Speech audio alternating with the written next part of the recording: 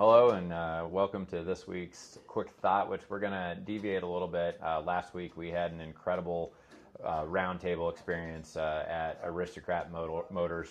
We nicknamed it a full throttle event in the theme of high-end performance automobiles, and just had a great time around a lot of their cars in their museum at their Aristocrat dealership off of 65th and I-35.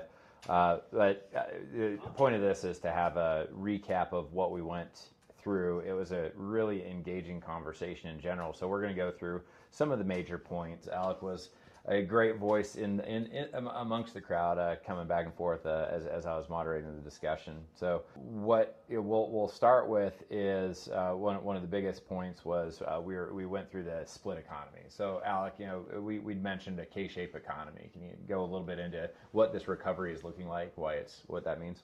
Yeah, I mean, certainly, we've seen a kind of a bifurcation of income over the course of time.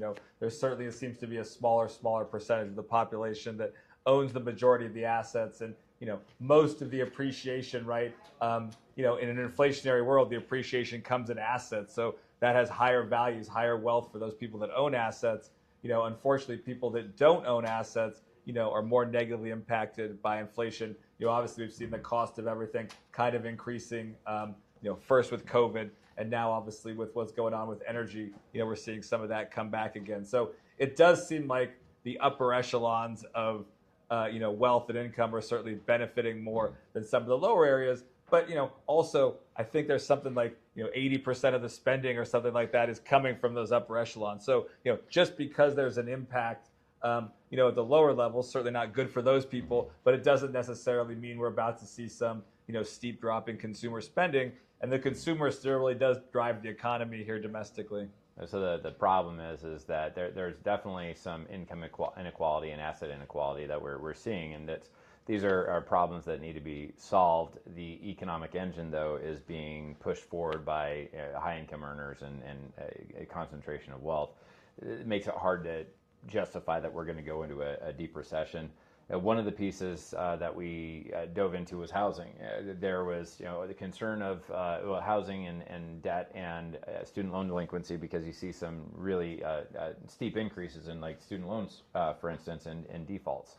How long did we go that government stimulus was eliminating student loan debt? Yeah, I mean that's kind of why the numbers don't necessarily tell the perfect story right now. People had kind of gotten used to not having to service that debt. They turned it on pretty quickly, and so we are seeing some impact there. I think it's important, though. One of the other things is, that's a little bit generational, right? Obviously, those younger generations have more, education debt, college debt than older generations. One of the things about the bifurcation of wealth is those upper echelons of generations, those people are now kind of passing through their working years. So, you just expect to see some of that kind of flow downstream, at some point, and see some of those secondary generations start to spend and that kind of thing. So I don't think it's that big of an impact at this point.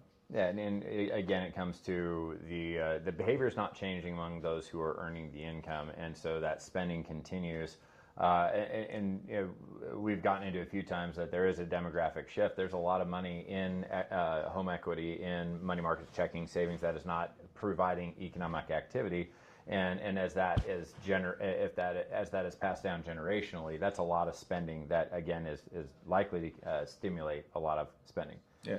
Well, the part that we dove into, probably the most argumentative, interesting, large amount of pivots was when we went into AI. So you had a lot of good points about like that what's going on, the parabolic speed of what AI can do. If you want to dive into that. Yeah, I mean, so that was one of in my mind, one of the coolest parts about the presentation, something I actually hadn't really seen before, kind of showing how, all the mainstream AI, the ChatGPT, the Claude, the XAI, et cetera, what the impact of that technology is. And, just to kind of summarize that, there's essentially a chart showing that, 18 to 24 months ago, it took about, 5 minutes of human labor could be executed, basically instantaneously by these various AI technologies.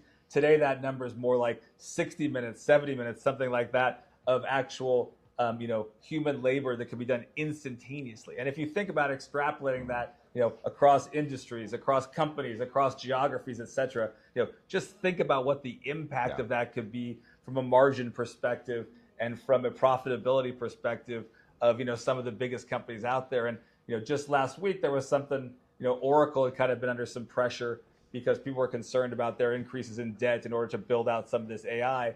And not necessarily great for the workforce, but the company was literally able to come in and say, okay, we're going to sweep away 10% of the workforce in order to finance the next level of technology investment. So just to see that now you're really seeing these companies be able to take out that amount of costs and then reinvest those those extra dollars into AI, that's pretty compelling and exciting. The biggest thing that probably came in a little bit more volatility was that some audience members thought that maybe we were looking at a depression, recession, all the things, because the AI is going to create all this unemployment, and because of the conditions of the lower echelon of income earners, it's going to be problems. Well, yes, big things are happening. I picked on the legal community. If you're a paralegal or an attorney not using AI, there's some risk. Same thing with secretaries, same thing with financial advisors.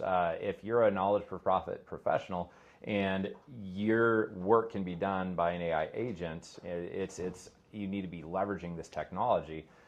We can go back to multiple labor revolutions. We can look at what happened with the internet. We can look at what happened with the Industrial Revolution. We were at 95% of Americans were working on farms in the 1900s, and now less than 1% are. That didn't cause massive waves of strife. Those people moving to cities and changing, and the machines that are able to do the work of 100 men those people went and found new industry. And that's one of the, I'd say, the biggest silver linings in the American spirit is our need and desire for providing, producing, and growing. So that I think is something that the American spirit, and just being human, the condition of wanting better. Yeah, and one interesting thing that was kind of more relevant to current events on that topic was, we went into a little bit of, what was the impact on energy from what's going on in the Middle East right now. Mm-hmm. And we talked briefly about in the 70s, the last time there was an OPEC embargo, there were lines at the gas station, gas prices went through there wasn't even supply available. Whereas today, because of human innovation, because of all these various kind of technological improvements on the energy side of things, domestically, we're not really seeing that big of an impact from what's going on. Now, obviously, modestly higher, prices at the pump, but certainly not what you'd expect. Well, what's the driver of that? All of the technological innovations, and just, like Ryan said, if you put profit in front of someone and tell them that if they do, improvements to get that profit, they're going to do it. And that's why we've got all this oil and gas in the United States today that wasn't there 30 years ago. So if we take that same thesis and we extrapolate it across all the industries, and we see that the growth of the technology is parabolic, we always kind of say, there's no wealthy pessimists out there. This is just another example of something that's really exciting from the perspective of what economic growth looks like going forward. Yeah. So a lot of energy in the discussion. We ended up with just kind of recapping, talking a little bit about how investors are allocated, and addressing the myth that there's at some level that you stop using public securities. A lot of our clients and a lot of really, really wealthy Americans make their money through concentration. They build a business, build a real estate portfolio over decades. They have an idea, patents, technology, whatever that is. That one thing grows to a very large level, and then by taking the chips off the table, they diversify it. So concentration makes wealth, diversification protects wealth. And so we find that the larger the client assets, the wealth that they have, the more likely they're going to own a lot more public securities, coupled with alternative investments like private equity, private credit, private real estate. But it's not all of their money is in. It's actually closer to 75 to 80% of high net worth investors hold their money in publicly traded securities, public securities that are more liquid, more accessible, can be leveraged. And while we absolutely enjoy and appreciate and use a lot of alternatives on our platform, we find only 20-25% of the portfolios are in those. So there isn't a magic level, and there's a lot of security in being in things that can be used readily. So yeah, I mean, and that's one of the last things, right? There's been this whole kind of myth forever that as this generation got closer to retirement, there was going to be some flood of selling in public securities because they needed to finance lifestyle or whatever it is. And, that's not really the case, right? There's so many reasons to hold on to stuff. The country keeps innovating. There's tax reasons, all kinds of things. So we don't really see that as an issue going forward. Yep. So I hope you enjoyed our recap. It was a little bit more long-winded than our typical weekly thought, but thought that we'd give you a look into the lens of our full throttle version of the quarterly economic roundtable. So thanks for tuning in. Thank you.